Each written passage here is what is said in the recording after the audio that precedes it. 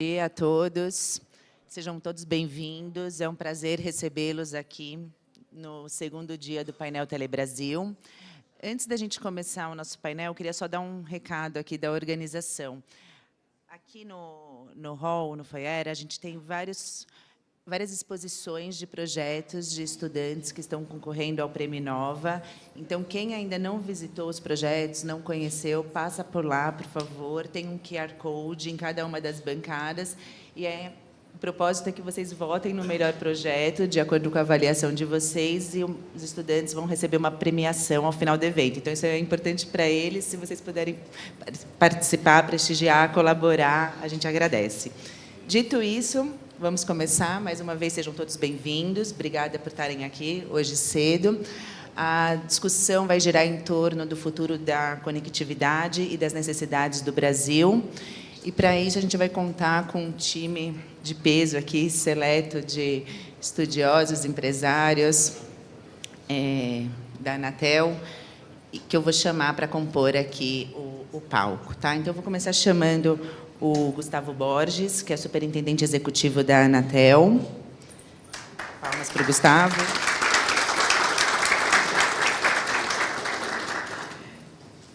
Atílio Rulli, VP de Relações Públicas e Institucionais da Huawei Brasil.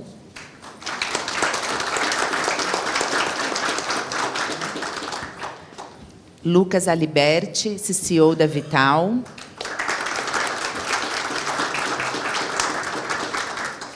Maximiliano Martinhão, diretor de Relações Institucionais da Qualcomm.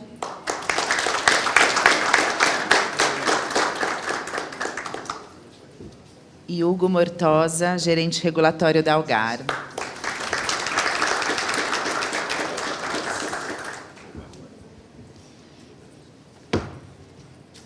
Agradeço por estarem aqui hoje. Por favor, sentem-se. A dinâmica do nosso painel, a gente vai passar a palavra aqui para os palestrantes, eles vão ter um tempo de exposição sobre o tema, e depois nós vamos direcionar perguntas específicas, e se a plateia tiver alguma pergunta também, a gente fica aqui à disposição. Tá? Acho que a questão que nos traz aqui hoje, né, é pensar um pouco sobre o tema do futuro da conectividade e das necessidades do Brasil. E, para isso, a gente tem algumas questões iniciais. A primeira delas é o que a gente deveria esperar, né, em termos de transformação, considerando que as tecnologias de conectividade elas avançam e seguem transformando as atividades econômicas e a forma como as pessoas se comunicam. Então, o que é o futuro? O que está por vir? O que a gente deveria esperar em termos de evolução de internet das coisas e de redes móveis? A inteligência artificial, que papel que ela exerce nesse ecossistema? Qual que é a importância dela? O que ela pode agregar? E como que a gente deveria preparar a estrutura de dados do Brasil para seguir nesse processo de avanço da conectividade? Então, diante dessas provocações iniciais, eu queria convidar cada um dos palestrantes aqui a dar a sua visão sobre o tema, dizer o que eles estão fazendo, o que eles estão pensando, o que suas empresas estão pensando, o que a Anatel está pensando, e como que a gente pode construir esse futuro com o incremento desse elemento tão importante para a transformação digital e para a sociedade brasileira. Gustavo, se você puder começar, eu agradeço. Combinado, bom dia. Bom, em termos de futuro da conectividade, eu diria que a tendência é que nós tenhamos um avanço naquilo que hoje nós já conhecemos, né? Que é a internet das coisas, tudo conectado, todas as pessoas. Acho que não dá para pensar em isolamentos digitais, nem das pessoas e nem das fábricas, dos processos produtivos, de agronegócio. Quer dizer, tudo, né, passa por uma transformação digital. Então, eu acho que tem mais um caminho de oportunidades muito grande de conexões que ainda vão ser feitas, né? Por exemplo, no IoT, eu acho que o Brasil tem um potencial enorme que ainda precisa ser explorado, muito mais do que a gente conseguiu até o momento. Então, existem várias oportunidades que eu acho que a gente deve, nos próximos anos, investir, o setor produtivo, o mercado, né, a indústria tem que investir para a gente alcançar e ganhar maior produtividade em todos os setores da economia, maior inclusão, porque não se fala mais hoje em nada que não esteja nesse ambiente digital. Agora, em termos de desafios, a gente tem, né, necessidades do Brasil, aí a gente tem um país continental, né? Toda vez que a gente vai em outro país, a gente percebe o quão difícil, o quão particular é a situação do país, do nosso país.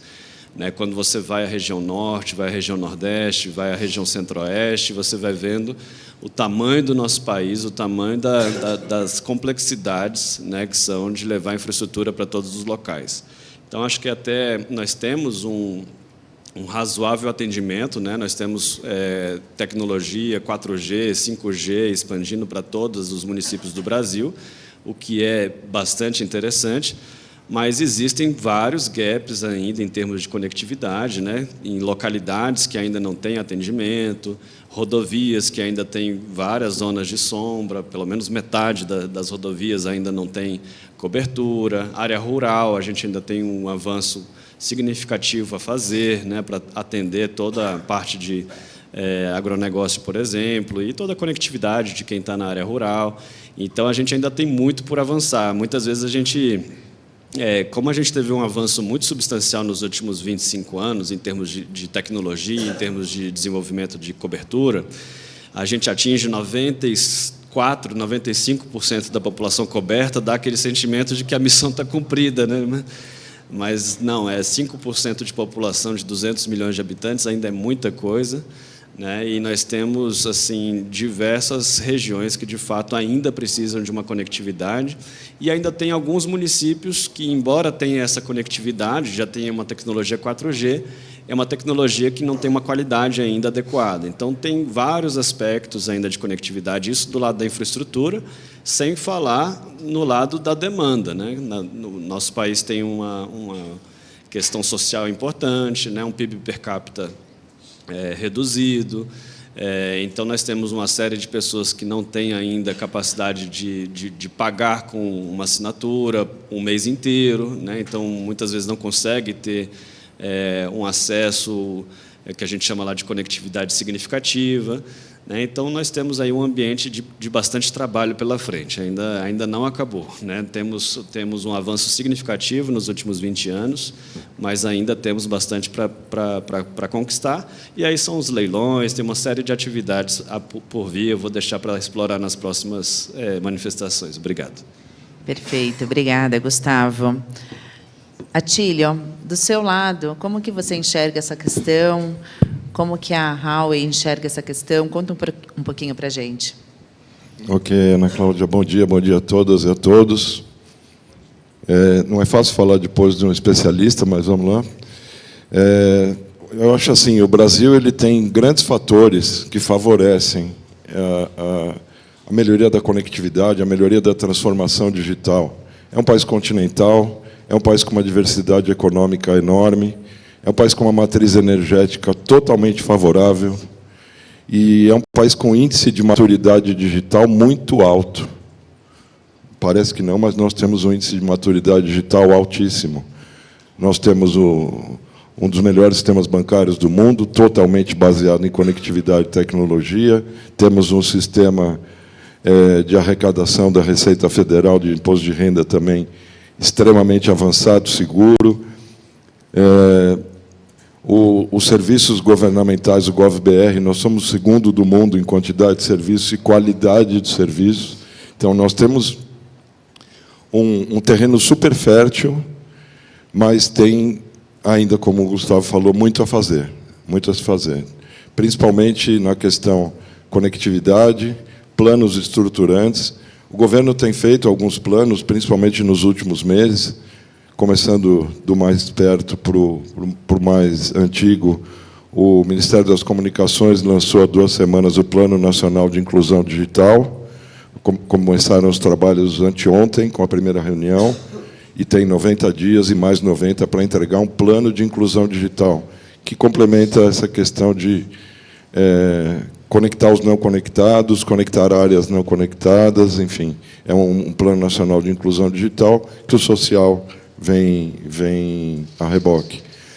Nós temos um plano brasileiro de inteligência artificial, que foi lançado em agosto, né, do ano passado, já faz um ano. Ele eu diria que, para as pretensões de um país em inteligência artificial, ele é até tímido, que os países que estão apostando muito em inteligência artificial estão investindo centenas de bilhões de dólares, nós estamos investindo 23 bilhões de reais, ainda é um pouco tímido, mas pelo menos é um norte. Então, tem um plano de incentivo a data centers que o Ministério do Desenvolvimento, o MDIC, está para lançar também, que é um plano que vai incentivar mais criações de data centers e tentar transformar o Brasil como um polo de data centers da América Latina. Tem muitas ações, tem algumas questões que também são favoráveis, o destravamento dos fundos setoriais, né, o FUST, como foi citado muito ontem nos painéis, foi um grande passo de uso de fundos específicos para o setor específico, e não para virar superávit primário, mas ainda também tem bastante dinheiro para destravar para essas questões estruturantes, e eu paro por aqui. Nas perguntas e respostas eu complemento, Ana Cláudia. Obrigado. Combinado, obrigada, Atílio. Lucas, e você? Conta para a gente sua visão e a visão da Vital. Legal. Falar do futuro da conectividade, acho que tem um espectro bem grande aqui que a gente pode explorar, né? Mas tem algumas coisas interessantes que têm acontecido recentemente em conectividade, que eu acho que vai ditar um futuro de longo prazo muito diferente do que a gente conhece hoje. A gente vê algumas novas linhas de tecnologia que ainda é tudo muito incipiente, né? Mas algumas já mais avançadas, mas eu estava vendo essa semana aqui sobre a Taara, acho que é assim que se pronuncia, a empresa do Google, que está se propondo uma tecnologia ótica sem fio, né? Então, você imagina o quanto isso transforma em eficiência a sua capacidade de levar conectividade de alta capacidade para qualquer lugar que seja. Você tem uma rede de satélites sendo construída em baixa órbita para que acesso à conectividade chegue em qualquer canto do planeta, porque ainda você tem, como o Gustavo falou, 5% da população brasileira não está coberta por uma rede 5G, né? 5 ou 4G, enfim. Então, isso, pensando globalmente, você tem ainda mais buracos, né, que essas tecnologias satelitais vão resolver, muito provavelmente. E isso está só começando no final do dia, né? Porque a Starlink começou no Brasil recentemente, a Kuiper ainda nem começou a operar, tá lançando os primeiros satélites. Então, você vai ter uma transformação no ambiente de como prover a conectividade, onde, muito provavelmente, num espaço curto de tempo, a gente vai ter possibilidade de que qualquer canto do país ou do mundo esteja conectado, você não tem o problema de acessar, você vai ter um problema de qualidade e de capacidade desse acesso, que aí uma coisa vai puxando a outra, né? Quando você vai disponibilizando mais capacidade, você vai tendo mais demanda por capacidade, você vai desenvolvendo novas aplicações, você vai desenvolvendo demanda que puxa mais capacidade. Enfim, parece um ciclo quase que sem fim, né? Você disponibiliza mais capacidade, se demanda mais capacidade. A gente teve um caso interessante outro dia de um cliente nosso que estava falando dos efeitos que ele sente quando tem um de futebol, porque hoje a transmissão ao vivo foi por streaming. Então, quando está passando esse jogo, a rede dele fica super congestionada, né? Então, falar do futuro das conexões tem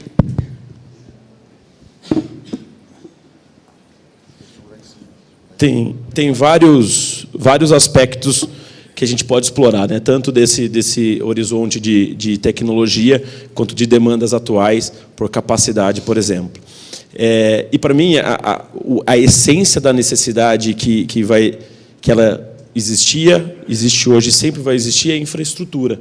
qualquer que seja a solução, qualquer que seja a tecnologia, o fato vai haver demanda, vai haver necessidade social, necessidade corporativa por conectividade cada vez maior, e, para suportar isso, você vai ter que ter a infraestrutura caminhando junto. A infraestrutura sendo mais produtiva, a infraestrutura sendo mais eficiente, chegando em lugares que ainda não chega. Esse, para mim, é o principal desafio, porque você sair do mainstream, das regiões super racionais de investimento, levar a infraestrutura para regiões mais remotas, sempre tem uma equação financeira complexa, né?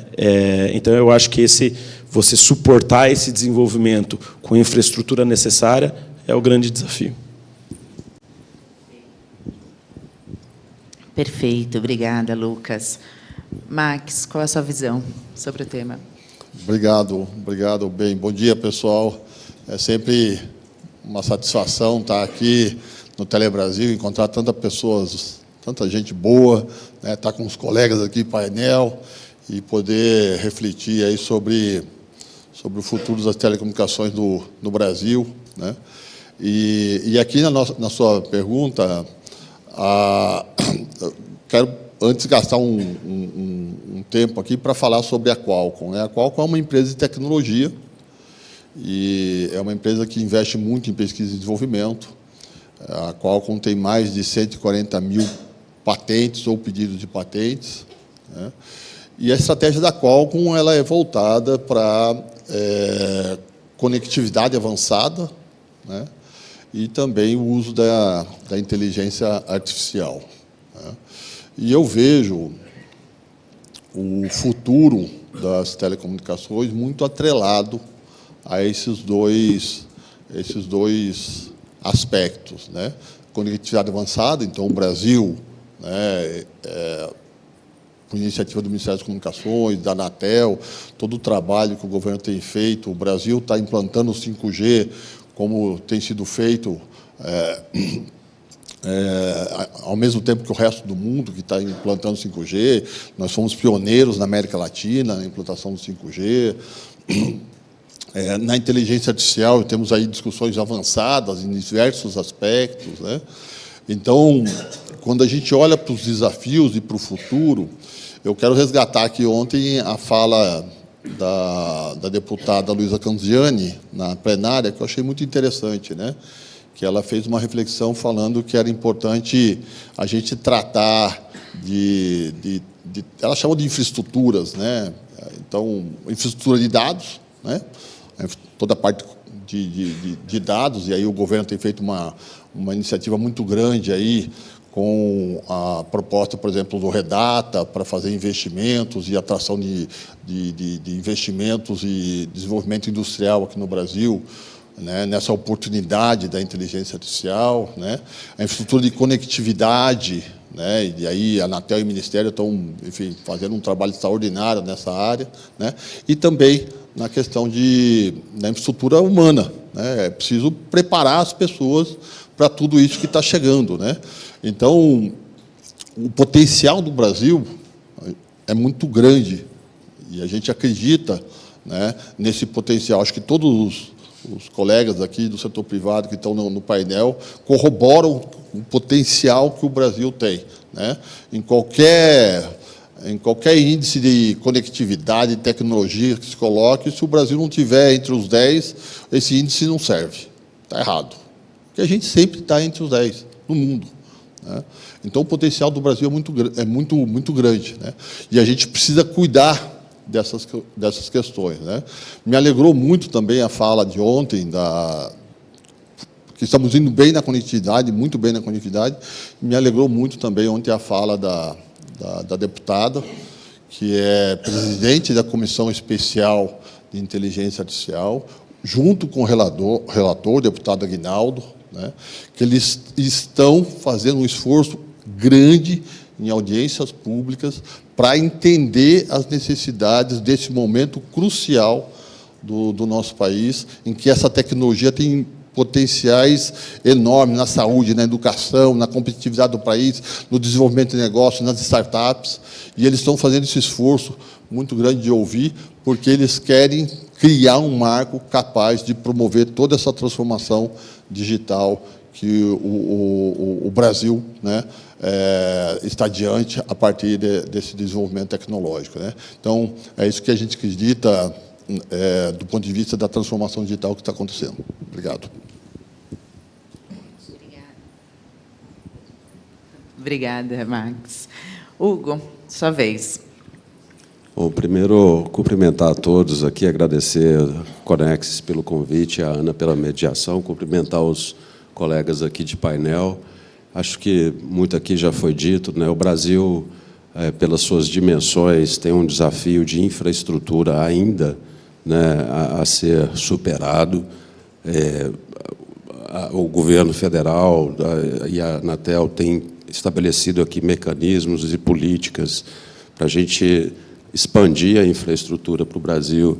Concordo aqui que o nosso potencial, viu, Max, às vezes ele é subestimado.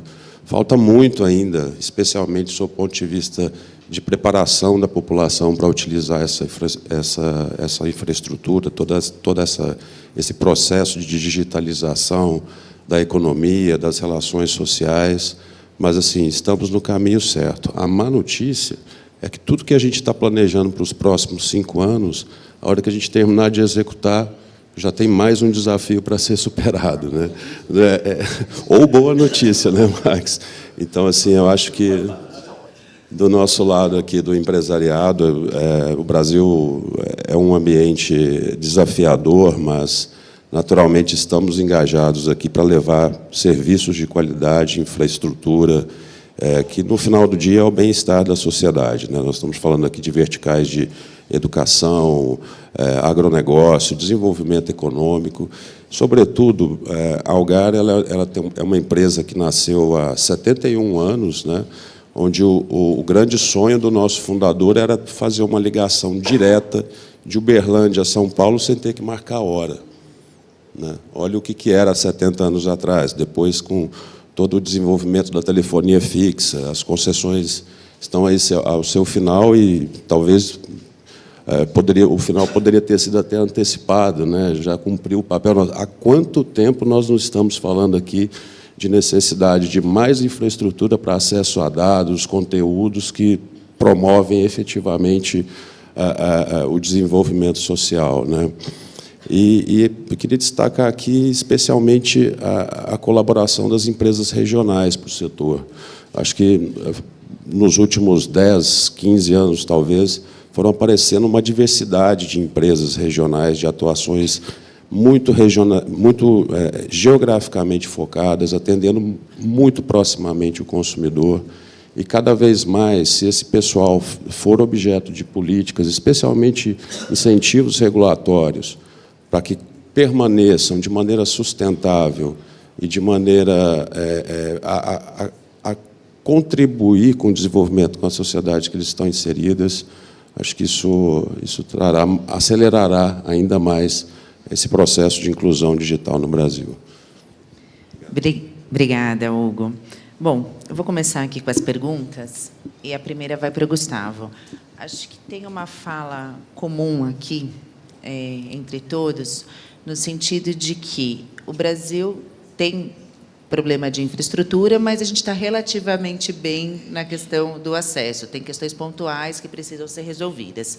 A gente tem um problema de qualidade que está mapeado, que tem que ser incrementado, sobretudo com o desenvolvimento de novos serviços, de novas demandas de rede e de qualidade cada vez melhor. E a gente tem um problema sob a ótica da demanda, que é desde pagar o acesso à internet, à conectividade, até saber fazer dela o melhor uso possível para se extrair ali toda a potencialidade do serviço, seja para a utilização de serviços digitais, para o exercício da cidadania, seja para entretenimento, para todas as funcionalidades possíveis. Nesse sentido, Gustavo, eu tinha combinado algumas perguntas, mas eu vou fazer 3, tá? Agora, acho que a primeira você já endereçou.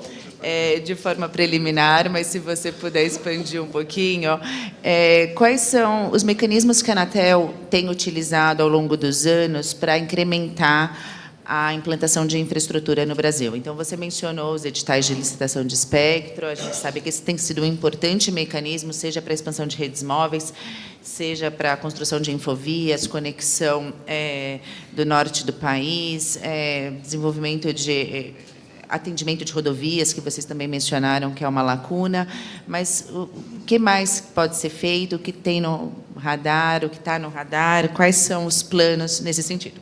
Essa é a primeira. A segunda quando a gente pensa num mercado dinâmico, como é o nosso, e no desenvolvimento rápido da tecnologia, como que a Anatel pode atuar para fomentar a inovação no setor e para abrir caminhos para os novos serviços? Tá? Acho que teve um instrumento importante que foi recentemente positivado pela Anatel, que é o sandbox regulatório, mas a gente vê ele sendo utilizado ainda de uma forma muito incipiente. Esse é um caminho, não é um caminho, que outro caminho pode ser adotado? E, por fim, a Anatel também vem olhando muito seriamente para a questão da conectividade significativa. Colocou ali, inclusive, na consulta pública do regulamento de sanções, medidas com vistas, penalidades, né, que poderiam ser convertidas em metas de atendimento em benefício da população. Esse também é um instrumento, mas o que mais que vocês estão considerando? Como que vocês acham que vocês podem, de fato, ajudar o Brasil a chegar lá? Bom, eu tenho 49 minutos para poder...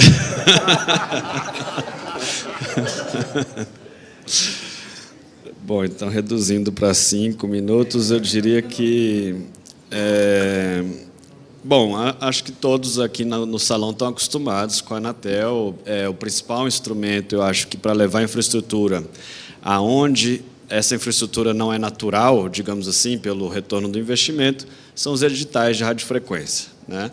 Então, a gente se acostuma com a informação de que nós temos 5.570 municípios cobertos com 4G, só que isso é de fato, um grande resultado. Isso não é para o tamanho do país, para nossas dificuldades de PIB per capita, para a nossa taxa de capital, né, nosso custo de capital. Realmente ter 4G em todos os municípios e uma expectativa de 5G em todos os municípios é por conta dos editais, né? Então, acho que esse é um mecanismo que a gente tem aí no radar, um edital do 850, o edital do 700, o edital do 6 GHz. São editais que vão trazer, com certeza, compromissos para ajudar a reduzir esses gaps. Mas um segundo pilar muito forte para aumentar essa conectividade, essa infraestrutura, é a concorrência, né? Então, todos nós somos testemunhas do mercado de SCM, né? A gente estava conversando muito ontem de que esse contexto brasileiro de 22 mil prestadores de serviço, ele é um contexto muito decorrente da época, por exemplo, da Oi, numa situação em 2011, 2012, com um problema ali já na sua capacidade de investimento, né? A demanda pelo serviço muito alta, mas a empresa não estava... Era a empresa com capilaridade em todo o Brasil, não estava com a capacidade de investimento, e aí vão surgindo, né, os pequenos provedores fazendo fibras ali, começando uma situação ali mais embrionária. A agência faz um movimento de reduzir a regulamentação e reduzir barreiras à entrada desses provedores e, ao mesmo tempo, determinar que o tráfego fosse carregado, a interconexão e etc.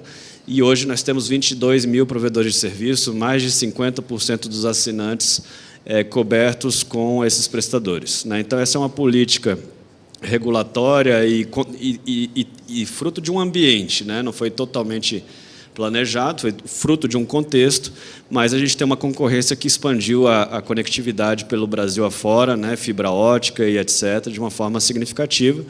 Então, é uma forma que a gente acredita que é outro pilar de levar a expansão e reduzir gaps via concorrência.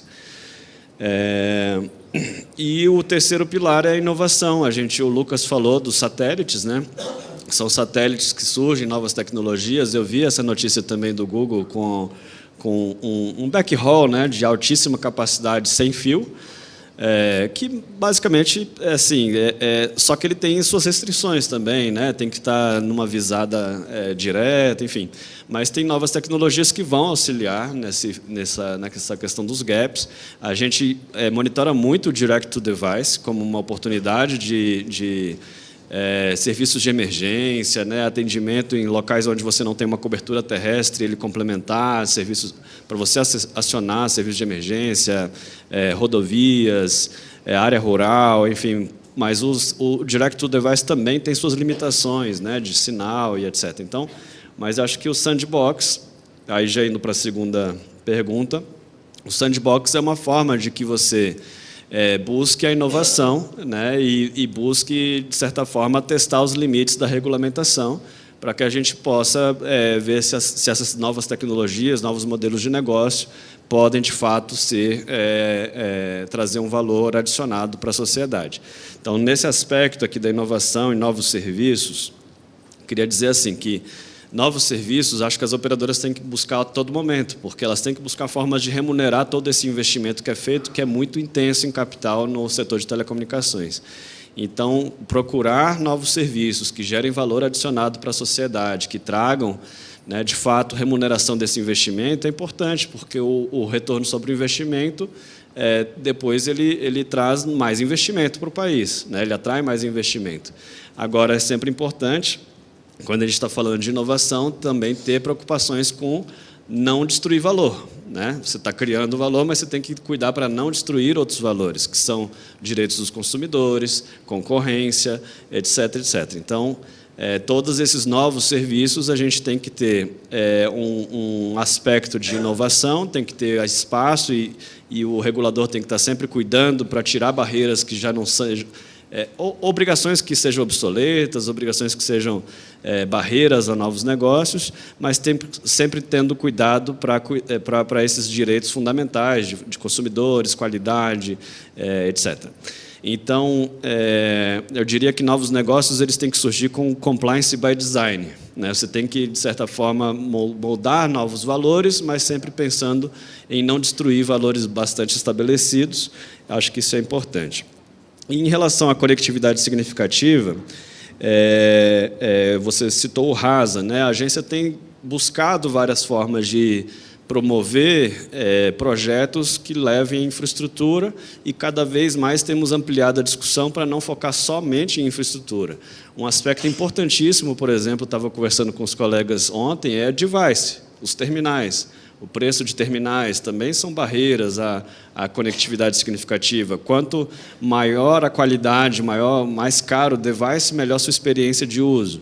Quanto mais barato o device, mais limitada também a sua experiência. Então, o device é importante, a capacidade de affordability, né, de pagar aquele acesso, que seja o pré-pago, enfim. Tudo isso é bastante significativo. A agência tem feito a promoção de alguns investimentos em projetos, né? Temos as adaptações dos contratos de concessão, temos os TACs, temos as obrigações de fazer, temos os editais, temos, enfim, mecanismos diversos, mas eu acho que isso é uma parcela. Toda outra parcela é o próprio uso do FUST, né? O uso dos fundos, isso é muito significativo.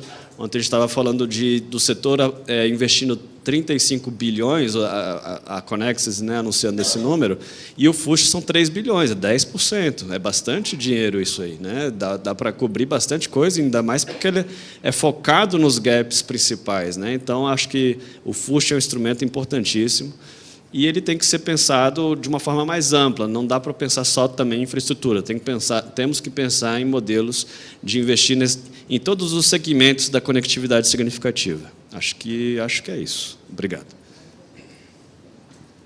Muito bom, obrigada. E acho que foi ótimo o final da sua fala, porque ela se conecta com a pergunta que eu tinha preparado aqui para você, Atílio. Você, quando eu estava falando, você mencionou os planos estruturantes que o governo vem trabalhando, então, Política Nacional de Inteligência Artificial, Estratégia Brasileira de Transformação Digital, dentre uma eventual Política Nacional de Data Center, né, dentre tantas outras aí. Queria te perguntar, na sua visão, como que você entende que as políticas públicas, bem colocadas, podem ajudar no desenvolvimento de novos serviços e de tecnologias? E eu queria te fazer mais uma pergunta.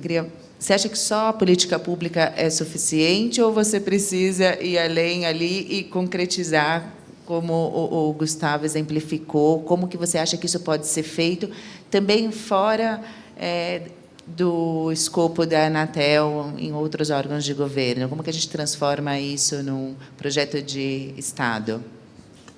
Ok, perfeito. As políticas públicas, sem dúvida, elas são os fatores que vão impulsionar essa transformação digital. Como o próprio Gustavo falou, existem políticas públicas e existem ações governamentais também que impulsionariam e impulsionam essa transformação. A do data center, por exemplo, ela está sendo construída para viabilizar os custos. Hoje, o Brasil tem um dos maiores custos de produtos importados do mundo. Os custos de telecom hoje beiram os 40% de impostos. Para a parte de data center, a ideia, pelo menos que o MDIC tem passado, é que eles devem zerar esses impostos de importação para produtos que compõem data center. Nós não estamos falando somente de servidores, switches para data center, nós estamos falando também da parte de energia de data center, que basicamente também está se pensando muito na energia verde para alimentar data center, e também esses produtos serão beneficiados com as suas isenções. Então, as políticas públicas, elas são importantes, mas, como você falou, Ana Cláudia, elas não são o suficiente. Eu vou pegar a carona na fala do meu amigo Max. A iniciativa privada tem muito que colaborar também com as suas, principalmente na parte de capacitação, porque também não adianta nós termos todas essas tecnologias disponíveis e não termos o letramento digital. Provavelmente esses pouco mais de 10 milhões, né, Gustavo, não conectados no Brasil. Quando eles forem conectados, eles vão saber utilizar o celular, vão saber fazer todos os procedimentos. Então, a iniciativa privada ela tem um papel muito importante, não só na capacitação, que eu falei, mas também no investimento no Brasil, na parte de cooperação com os órgãos, seja com a academia, institutos federais, ou mesmo com os órgãos públicos, em desenvolvimento conjunto desses planos. Como eu citei, o Plano Nacional de Inclusão Digital, criado pelo Ministério das Comunicações há 2 semanas, ele vai contemplar pessoas de governo e pessoas da sociedade civil. Então, assim, a colaboração e são 3 áreas: setor produtivo, academia e sociedade civil, ONGs, por exemplo. Então, essa colaboração do governo junto com a iniciativa privada, ela é fundamental para você melhorar, até porque várias dessas empresas, aqui nós temos empresas nacionais e multinacionais, elas vêm com casos de sucesso que ocorrem no mundo, até para com os lessons learned que você tem que utilizar em implementações de grande massa. Eu vou ser obrigado a citar o país de origem da Huawei. Nós estamos falando do 5G. O 5G no Brasil é muito exitoso, tem grandes vantagens, ele está bem além do cronograma especificado pela Anatel até 2029 das obrigações, mas ele tem alguns gaps ainda. Um deles o próprio Gustavo citou, que o custo do aparelho não está permitindo que esse deployment seja mais rápido do que está sendo feito. Isso também pode ser fruto de algum tipo de política pública ou incentivo, enfim. Tem que ter ações nesse sentido. E outro gap é o número de estações radiobases por 10 mil habitantes. Nós temos uma boa cobertura, mas com uma baixa densidade de estações radiobase. O Brasil, hoje, me corrige, tá, Gustavo, esses dados são da própria Anatel, nós estamos falando de um pouco mais de 90 mil estações radiobases entre todas as gerações, 3G, 4G e 5G. No 5G, aproximadamente 25 a 27 mil. Na China, nós temos 3 milhões de estações radiobase só de 5G. Então, assim, tem muito a se fazer, e aí não é só política pública, aí são investimentos massivos do governo pensando em longo prazo. E o longo prazo, como foi dito aqui, daqui a 5 anos nós vamos ter novos desafios. Esse segundo semestre, agora, as operadoras já estão lançando o 5G Advanced. Nós estamos falando de 11 GB de download. Então, assim, isso aí não era esperado nem banda larga fixa há 3 anos atrás. Então, assim, tem muito o que fazer. Política pública, sociedade civil, iniciativa privada em conjunto também. Não vamos pôr todo o ônus no governo, mas tem que ter alguns nortes bem claros e objetivos, com algumas metas de médio e longo prazo. É difícil você ter isso no Brasil de médio e longo prazo, mas tem que pensar como nação. Perfeito. Bom, concordo muito com a sua fala, e só queria acrescentar um último elemento aí, quando a gente pensa acho que bastante em iniciativa privada mesmo. Você falou em capacitação, mas capacitação do usuário, né? Um aspecto que eu vejo que é pouco falado, mas que eu acho que é igualmente importante quando a gente pensa em serviços disruptivos, novas tecnologias, é capacitação profissional, né? Fala-se pouco nesse aspecto como um impulsionador, também um incentivador de novos serviços, novas tecnologias e de uma organização do sistema tecnológico. Mas obrigada, foi ótima aqui a sua contribuição. Lucas, você terminou a sua fala fazendo um clamor aí à necessidade de infraestrutura. E é verdade, né? Nada disso existe se não existir rede. Às vezes a gente tende a achar que é algo etéreo, né? Que vai por aí e que não tem um monte de equipamento, de máquinas e de redes suportando tudo isso. Considerando isso, queria te perguntar o seguinte. A Vital completou recentemente 4 anos de vida, né? E acho que vários ajustes foram feitos aí na trajetória da empresa desde o seu nascimento até agora. Mas olhando para frente, para o futuro, como que você vê o negócio das empresas de rede neutra? Como que você acha que isso deve evoluir nos próximos anos? E como que você acha que elas podem continuar contribuindo para essa expansão da infraestrutura necessária para o desenvolvimento de novos serviços? Legal. Também suportar os velhos serviços, né? Exato. Acho que é muito pertinente a linha da discussão aqui, né? Que ela nasce do futuro da conectividade, as necessidades, e aí a convergência aqui para a necessidade de infraestrutura. Imagina o que os colegas falaram aqui. Bom, todo o ambiente necessário para que a coisa se desenvolva bem, seja as necessidades da iniciativa pública, da sociedade e do privado, isso suportando tecnologia que está sempre mudando, sempre vindo coisa nova. Em tecnologia, em telecomunicações, 3 anos atrás, 5 anos atrás, é uma era, é outra era, né? Tudo é diferente. Então, e se você pensar no final do dia, a capacidade no final de contratação e de rentabilização desse avanço tecnológico, ela é basicamente a evolução do nosso PIB, né? Então, você tem que ter condição de suportar essa demanda evolutiva e crescente de tecnologia com infraestrutura necessária e a restrição da capacidade de gerar rentabilidade para isso, acompanhando o PIB, você tem que fazer de forma inteligente, você tem que fazer de forma produtiva, você tem que fazer de forma eficiente. E acho que é aí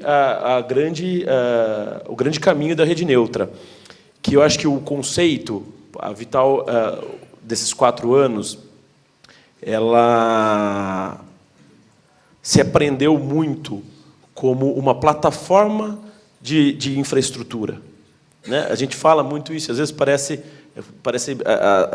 até um pouco palpável, né? O que é ser uma plataforma de infraestrutura?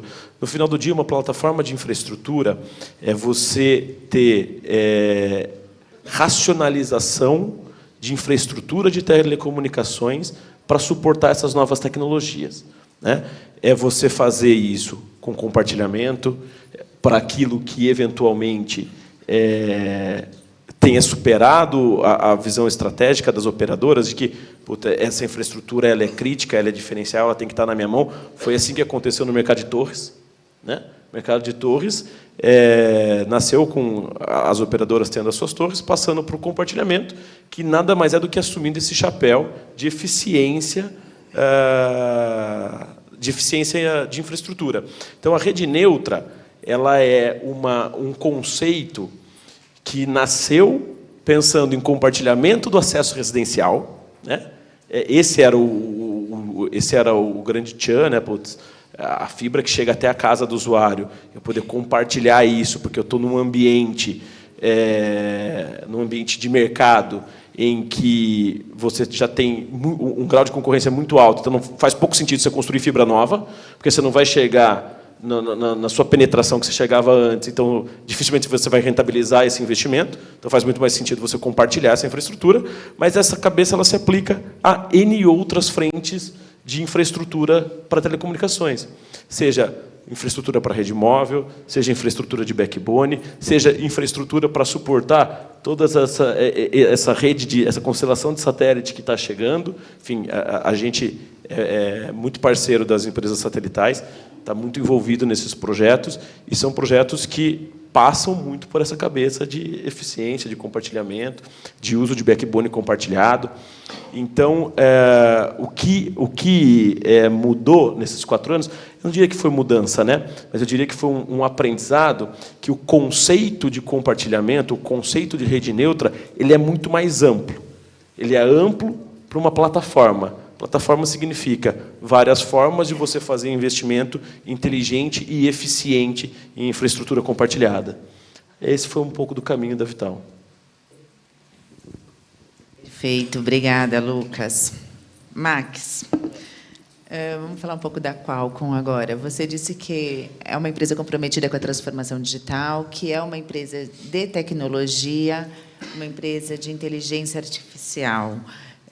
Dito tudo isso, né, que serviços que vocês enxergam como mais transformadores no mercado, que vocês conseguem mapear como realmente transformadores e aí fazendo parte do futuro da conectividade no Brasil? E eu queria te pedir mais uma coisinha. Eu queria que você comentasse um pouquinho também sobre a atuação da empresa e como a empresa enxerga o mercado de internet das coisas, tá? Queria saber se vocês entendem que o que existe em termos de regulamentação é suficiente, se isso ajuda ou se isso atrapalha. E queria saber se você acha que o IoT já atingiu toda a sua potencialidade aí ou tem bastante coisa ainda por vir. Até vontade de começar pela última pergunta. Acho que não, tá? Já estou taxativo, tá? Pois então, né? A Qualcomm é uma empresa que desenvolve muita tecnologia base, né, para o setor de telecomunicações e atua com sua cadeia seu ecossistema de parceiros, né, para essas tecnologias chegarem no setor de telecomunicações, né? Considerando a primeira pergunta, Ana, né, sobre quais são os principais serviços que a gente considera, né,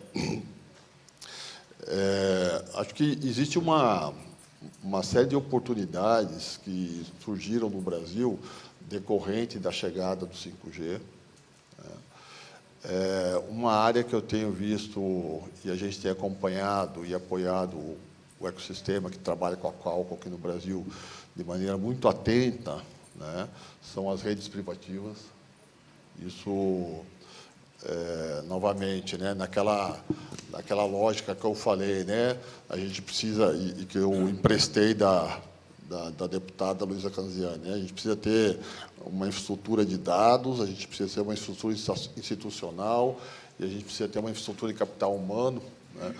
Quando a gente olha o trabalho que a Anatel fez em permitir, né, o desenvolvimento dessas redes privativas, né, isso está dando resultado, né?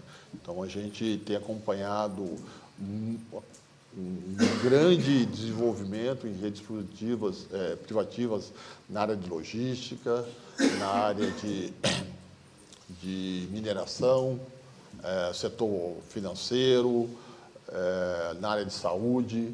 Isso tem crescido bastante, e eu acho que é uma grande oportunidade para o setor, tá? Também acredito que com a chegada da inteligência artificial, né, e aí resgatando a apresentação que o presidente da Qualcomm para a América Latina, o Luiz Tonizio, fez ontem na plenária, né, sobre um modelo de inteligência artificial que dialoga com o treinamento sendo feito na nuvem, né, e a inferência acontecendo na borda, né? E a inferência, né, quando ela acontece na borda e você dialoga com a rede privativa, você está dizendo o seguinte: olha, uma empresa de mineração, eu tenho todos os dados do meu processo produtivo na minha rede privativa, eu reflito se eu quero jogar isso para a nuvem, pela criticidade dos dados, pela estratégia dos dados, ou se eu retenho aqui na minha estratégia de IA na borda, né? E nesse caso em particular, a Qualcomm tem uma parceria com a Aramco, que é uma das maiores empresas do mundo, né? E certamente na exploração de petróleo é a maior do mundo, na Arábia Saudita, né? Em que a Qualcomm, ela, em parceria com a Aramco, cuida de todo o processo de desenvolvimento tecnológico da empresa, né, em termos de inteligência artificial. Então, por exemplo, toda a estratégia deles foi focada em os dados ficarem retidos dentro da empresa. Esses dados, a empresa tivesse soberania sobre esses dados. Então, a gente une rede privativa, inteligência artificial na borda. Outra oportunidade que a gente vê para o setor, né? E o Gustavo, né, ele mencionou, né, se a gente olhar todo o trabalho que a gente fez no setor de telecomunicações, né, setor privado, setor público, a gente chegou aí a 90 e tantos por cento da população com acesso às telecomunicações do nosso país, né? Mas é bem verdade que, se a gente considerar a cobertura, ela está concentrada principalmente nas áreas urbanas, né? Existe um trabalho a ser feito para que a gente consiga chegar nessas áreas remotas do nosso país, onde não tem serviço de telecomunicações, não só pela questão da inclusão, na minha opinião, mas também pelo fato das atividades econômicas, principalmente o agro, acontece nessas áreas. Então, é uma estratégia de inclusão, mas é também uma estratégia de desenvolvimento econômico do país, né, fundamental para a nossa economia. E aí, novamente, aqui, né, a Anatel, ela fez um sandbox regulatório para as NTNs, é outra oportunidade no nosso país, né, as Non-Terrestrial Networks, né, o Gustavo falou, né, a comunicação direct to device, né, essa é também uma oportunidade. É bem verdade, né, que a gente precisa discutir, né, a regulação disso, né, o Gustavo mencionou, né, criar valor sem perder valor, né? Então, qual vai ser a regulação, né, para esse serviço ser desenvolvido no nosso país, complementando as redes existentes, mas sem prejudicar tudo aquilo que já gerou valor aqui no nosso país, né? E aí, para concluir, né, acho que o último tema da sua pergunta, né, a questão de IoT, né, a IoT é uma outra oportunidade gigantesca para o nosso país, né? Vem crescendo de maneira surpreendente. Ano passado, os dados do crescimento da base de IoT foi de 4,5 milhões de novas conexões IoT aqui no Brasil. Já vi gente aqui no Telebrasil me falando que para esse ano a gente pode bater 6 milhões de conexões. Então está crescendo muito, né? Então, somando tudo isso, né? Redes privativas, inteligência artificial na borda, internet das coisas e as redes não terrestres são oportunidades que a gente vê de maneira muito clara para o nosso país, né? Acho que 2 últimos pontos para a gente tratar, e eu acho importante a gente mencionar aqui, né? Na internet das coisas, que é uma oportunidade avassaladora para o país, pela competitividade, pelos benefícios que traz, enfim, ser transversal a todos os setores econômicos, a gente precisa, enquanto setor, trabalhar pela renovação da desoneração do Fistel. Tá? Isso é fundamental para esse setor. Se a gente não contar com essa desoneração, tá? Esse número que eu mencionei, que 4 milhões e meio ano passado, 6 milhões que pode ser esse ano que vem vira menos alguma coisa, porque o impacto vai ser muito grave se cada conexão de IoT tiver que pagar no primeiro ano de ativação, nos primeiros 12 meses, tá? Tiver que pagar em torno de 26 por todas as taxas na instalação e em torno de 13 no 11º mês, no 13º mês, né? R$40 no ano, não tem plano de negócio que vai parar de pé em IoT se a gente não contar com essa desoneração, e eu acho que isso é muito importante. Tá? E um outro ponto, e eu vou pegar carona, tá? Porque eu acho que é um tema muito relevante que foi falado na questão do device. Realmente, quando a gente fala de 5G, tecnologias avançadas, é importante que todos, seja do ponto de vista de inclusão, seja do ponto de vista de oportunidade para o desenvolvimento dos cidadãos brasileiros, que eles contem com os melhores aparelhos, né? Existe uma proposta do setor que foi feita no sentido de promover desoneração dos terminais, dos smartphones. Tá? E aí eu quero recordar que, na minha vida passada, né, quando eu era do governo, né, ali por volta de 2013, 2014, a gente fez uma proposta, a gente estava em vias do início da implantação do 4G, e a gente tinha essa preocupação, e naquele momento a gente conseguiu dialogar dentro do governo e propor a desoneração dos smartphones 4G, né, em que havia uma retirada, né, uma isenção da PIS, COFINS e do IPI, né, dos aparelhos. Não eram todos os aparelhos, então a gente não estava pegando o high-end, né, e retirando os valores, né, dos tributos dos high-ends, mas a gente achou um terminal que a gente entendia que era adequado, né, para a fruição boa e significativa, aproveitando o termo, né, da conexão significativa, e a gente desonerou aquele aparelho, né?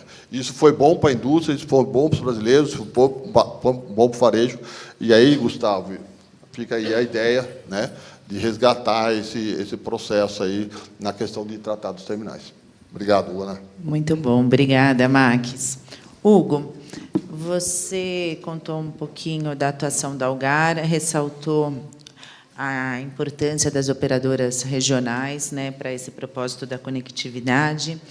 Queria que você contasse um pouco agora para a gente quais são os serviços prioritários para a Algar e onde estão, se é que existem, imagino que sim, os entraves para o desenvolvimento desses serviços. O que vocês estão fazendo, o que vocês querem fazer e o que precisa ser feito para que tudo se concretize? Excelente, Ana. Nós, na Algar, entendemos que conectividade é essencial, mas, se você quer sobreviver nesse novo mundo, você precisa acrescentar valor a essa conectividade, né? Então, mantemos o nosso foco em continuar expandindo redes, melhorando a tecnologia, participando ativamente do mercado, expandindo geograficamente de maneira sustentável, com um plano estratégico bastante bem elaborado e com capacidade de execução. Mas, sobretudo, a gente tem que dar um passo além. A gente tem que deixar de ser uma telco e passar a ser uma techco, né? A gente tem que trazer tecnologia da informação para o nosso portfólio, aproveitar esse universo de possibilidades que a inteligência artificial proporciona. A gente não tem ideia de onde vamos chegar, né? E aquele negócio, se você quer mudar o mundo, começa pela sua casa. Então, nós desenvolvemos dentro da Algar a capacitação profissional, fato que foi citado aqui pelo Atílio como essencial. A gente tem programas de certificação com empresas externas para capacitar as pessoas para aproveitar e impulsionar a adoção de tecnologia de informação e da inteligência artificial, não só nos processos internos, mas também nos processos, nos nossos produtos para o público em geral. Citar exemplos simples aqui de processos internos, a simples análise de uma fatura de serviço de telecomunicações, se ela está aderente àquilo que foi contratado,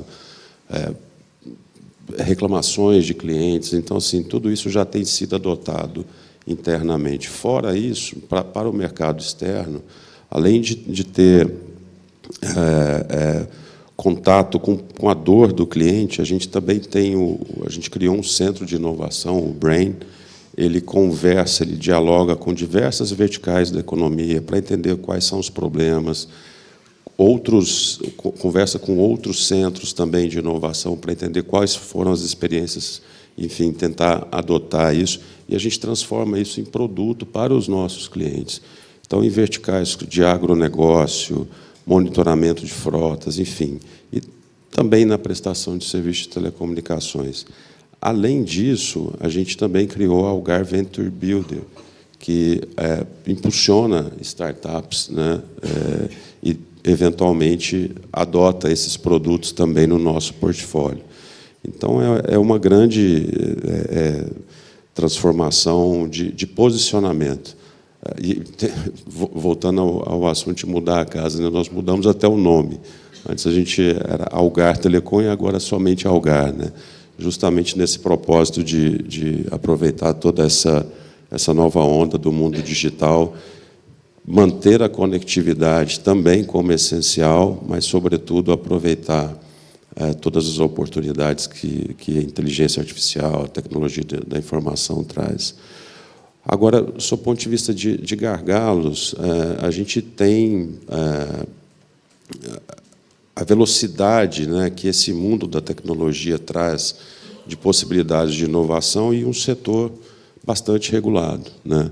A gente tem atuado intensamente junto à Anatel, seja em consultas públicas, acompanhando todos os movimentos, os incentivos da dinamicidade, e acredito que a Anatel tem feito um bom trabalho sob o ponto de vista de incentivar as operadoras a aproveitarem, a inovarem mais. O Gustavo citou a questão da competição como um elemento essencial para promover, né, esse bem-estar para a sociedade, e a gente imagina que empresas sustentáveis, incentivos sustentáveis não devem ser desincentivadas a aproveitar essas ondas de inovação. Acho que melhorar o ambiente competitivo no Brasil ainda tem alguns gargalos, sobretudo quando a gente pensa na integração de redes e interoperabilidade de redes. Nós não podemos voltar a um passado onde as redes de telecomunicações sejam enxergadas como ilhas.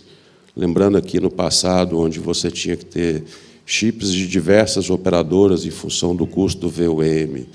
Depois, questões relativas a roaming, que fazia concentração de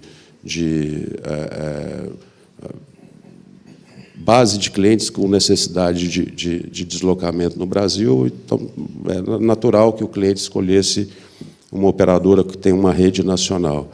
E aí voltamos para a vertical do IoT, né? O Max comenta aqui sobre a questão da desoneração do Fistel, que eu concordo, viu, Max? Eu acho que onerar algo que está em franco crescimento, talvez a gente esteja deixando dinheiro do outro lado, né? Qual que é o dinheiro que vai gerar toda essa economia digital, né? Então, acho que tem uma escolha do Estado, né?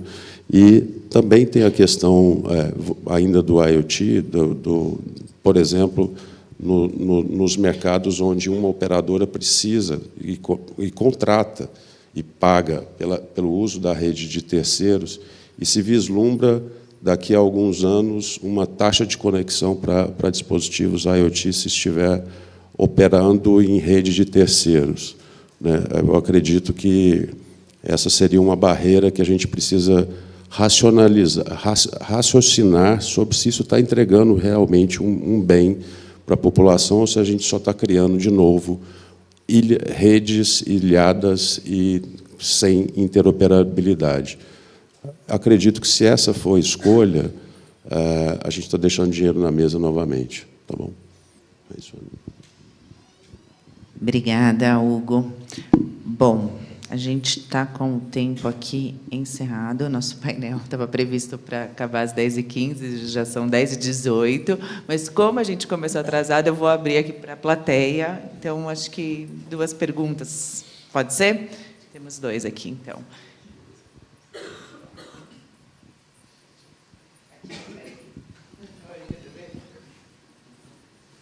Oi, bom dia. Bom dia. Primeiro, parabéns pelo painel, um dos melhores painéis que eu já participei aqui, representado pela Anatel, o Gustavo, 2 fabricantes, operador de rede neutra e uma operadora de telecom, Algar. Então, um tema muito bom, conectividade, necessidade do Brasil. Newtomar, desculpa, gente, bom dia, Newtomar da BrisaNet. A BrisaNet hoje é quem mais levanta essa bandeira da conectividade do rural. Somos uma operadora nova no serviço móvel de telecom. Hoje a gente já está cobrindo quase 15 milhões de habitantes no móvel, presente em 290 cidades, com pouco mais de 600 mil clientes. E eu tenho 3 comentários aqui, um para os fabricantes, 2 para a Anatel. Começando aí pela fala do Max, em relação ao Fistel. Como é que a Anatel enxerga se existe a possibilidade da gente revisar o Fistel não só para o IoT e para o M2M, mas também para os clientes rurais, né? A BrisaNet hoje, 30% da base já é rural, a gente assumiu quase 4 mil localidades. Eu atendo cidades com 900 casas, 3 mil habitantes, e aquela torre ela tem que ter um retorno. Então, como é que a Anatel pode rever essa política para desonerar o Fistel, os R$ 26,00 do terminal do cliente novo, e aí, uma vez por ano, ele fica 13, e o Fistel da torre também, que é R$ 1.200. Tá? Para os fabricantes, como é que a gente encontra uma solução ou tenta trabalhar com o governo para tentar desonerar o celular do 5G e fazer com que esse celular, ele, de fato, chegue nas áreas remotas, né? E, de fato, que a política se concretize de interiorização do 5G. E como é que a Anatel também está pensando na regulamentação dos data centers, já que é uma infraestrutura essencial para a interiorização do 5G no país? Então, são esses 3 pontos. Desoneração do celular do 5G, para que a gente faça esse celular chegar a um baixo custo acessível, não adianta só levar infraestrutura, rede, e o usuário final da zona rural não ter acesso a esse terminal, para ter uma experiência, que foi o que o Gustavo trouxe aqui, a desoneração do Fistel, não só para o IoT M2M, mas para o cliente final, para que ele fique lá na zona rural, e essa questão da política de data center. Tá? Obrigado. Eu vou organizar o tempo aqui. Acho que o Gustavo pode começar. Não, eu achei que o Newton era meu amigo, né? Mas são perguntas complicadas. Eu acho que, quando a gente fala de desoneração de antenas rurais, eu acho que qualquer desoneração que se fale, né, é um assunto complexo. Eu acho que, do ponto de vista de quem está ansioso por aumentar a conectividade significativa, toda desoneração é bem-vinda. né? Agora, as contas têm que fechar para todos também, não? Então, de certa forma, faz sentido, né? Porque você tem um custo de capital muito alto para um retorno muito baixo em áreas rurais, então a discussão tem que ser feita, né? Sobre formas em que você melhora essa equação matemática, né? Agora, de fato, não sou especialista dessa matéria, eu precisaria ouvir meus amigos, né, para não te dar uma resposta aqui definitiva, mas só acho que o debate faz sentido, né? Sobre data center, todos aqui falaram, todos sabem o quanto que os data centers são importantes. Eu vejo muitas pessoas falando sobre soberania digital, né? A cloud, de fato, você, quando está falando de uma cloud, você está colocando seus dados em vários países distintos, tem cada vez mais você discutindo de você ter uma só cloud nacional, tanto para governo quanto empresas privadas terem mais cuidado de onde seus dados estão trafegando, até porque os dados são o novo petróleo, né? Enfim. Então, as políticas de governo que incentivem e reduzem os custos de data centers são muito bem-vindas. Uma preocupação da agência de que os data centers não fiquem ancorados somente em São Paulo, né, que a gente tem uma descentralização, porque, como o Max estava falando, é uma visão que eu compartilho de que a inteligência artificial, processamentos, eles têm que se dar mais em borda, né, do que ir lá nos Estados Unidos e voltar. Acho que a gente tem que ter um mecanismo de absorção dessa tecnologia e descentralizando no Brasil. Acho que é isso, para não ir muito além. Alguém quer? Tílio. Oi, Newton. Obrigado pela pergunta aí. Você continua amigo. É uma pergunta interessante essa sua, principalmente dos devices. O Max contou um pouco do passado do 4G, mas o Brasil ele é muito atípico na questão de device. Por que o Brasil é atípico? O Brasil tem um dos players que é o único lugar no mundo que ele tem market share, ele não tem mais em nenhum outro lugar. Por quê? Porque o Brasil tem algumas políticas públicas antigas de incentivo de fabricação local em detrimento de importação de tecnologia. Então, eu acho que isso tem que ser revisado urgentemente. O presidente Baigorre da Anatel tem buscado vários players mundiais. Hoje o Brasil tem mais de 10 fornecedores de celular, não tem só 2 ou 3, mas todos eles que não estão fabricando no Brasil passam por essa dificuldade. E nós temos que revisar isso como um todo. Então, é uma questão, é um legado que tem que ser refeito. Então, na visão da Huawei, nós entendemos que isso tem que ser passado a limpo e começar de novo, porque, da mesma forma que nós falamos de regulação de inteligência artificial, a própria Luísa Canziani, o deputado Aguinaldo Ribeiro, eles estão pensando em não regular muito para que não atrase a tecnologia. Nós não podemos... A regulação sempre vai estar atrás da tecnologia. Então, se você regular muito, você não vai usar uma tecnologia disruptiva. É a mesma questão dos celulares. Você tem que abrir mão de algumas questões, porque, não, eu vou desonerar, vai diminuir a arrecadação do governo. Não, você perde de um lado e ganha do outro. É uma conta bem simples. Eu acho que todos os fabricantes diretos e indiretos de celulares devem estar pensando assim. Então, obrigado, Newton. Obrigada, Tílio. Max, quer comentar? Não.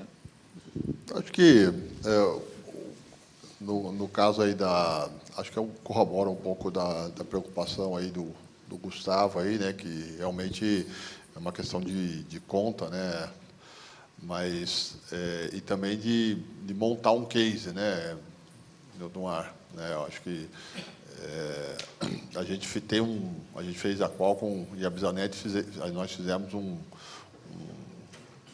piloto de escolas, né? Contou até com o apoio aí do CPQD, não sei se o CPQD está aí e tal, né? Para conexão de escolas rurais, usando FWA, né? Então, talvez se estratificar, né, para essas regiões remotas, realmente faça sentido, né? Então, nos terminais, um patamar de valor, né? E na geografia, aquela geografia onde a gente não conta com com conectividade, né, focada na inclusão com conectividade significativa. Acho que dava para montar uma política pública interessante aí, nesse sentido, né? Acho que a gente pode até dialogar aí no Mar, né? No setor privado e tal, para construir isso, agregando todas as visões aí para tentar construir algo nesse sentido, né? Acho que é isso. Mas no caso do IoT, né, não é uma questão de construção. É algo que existe e a gente pode perder, tá? Então, a gente tem que ter esse senso de prioridade. A IoT é uma coisa que existe, está dando muito certo, está dando muito resultado, e se houver o retorno da cobrança, porque eu não falo que é isenção, é retorno da cobrança, tá? Se tiver o retorno da cobrança, tá? Isso vai impactar seriamente, né, algo que está dando muito certo. Enquanto isso, a gente trabalha em outros casos. Obrigada, Max. Hugo, Lucas, vocês têm alguma consideração? Não? Então, eu vou encerrar o painel. Eu queria agradecer aqui... Oi? Ele desistiu. Vai. Tá bom. Eu queria agradecer aqui aos nossos palestrantes pelo compartilhamento generoso de reflexões, de ideias, de proposições. Eu acho que esse painel foi bom porque ele tem bastante coisa para fazer saindo daqui, né? Não são só não é só filosofia, mas tem ações já que decorrem aqui desse debate. Então, obrigada. Obrigada à plateia também que acompanhou aqui até o final, e só reforçando o recado dos organizadores, passem lá na Inova, tá bom?